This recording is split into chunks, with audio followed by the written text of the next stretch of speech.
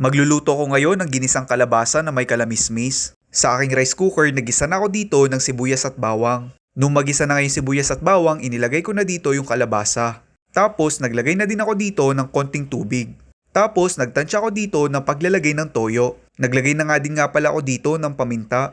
Tapos naglagay ako dito ng oyster sauce. Naglagay na din ako ng Knorr chicken cubes. Tapos naglagay na din ako dito ng konting asukal. Tapos hinalo-halo ko lang ito. Papakuluan ko lang ito ng mga ilang minuto. Nung nakaraan nga ang aking niluto ay kalabasa na may sitaw. Ngayon naman ang ilalagay ko dito ay kalamismis. Sa inyong lugar, ano gang tawag sa inyo ng gulay na yan? Sa amin kasi din sa Mindoro, ang tawag dyan ay kalamismis. Masarap nga yan sa mga bulanglang o di kaya naman ipapartner mo dyan sa kalabasa. Marami na kasing kalamismis dito sa amin kaya mura lang yung mga ganyang gulay. Ito namang kalabasang ito ay yung tira pang gayat nung nakaraan. Bala ko sana maggawa ng okoy kaso tinamad na akong magyadyad. Kaya ganyan na lang yung niluto ko.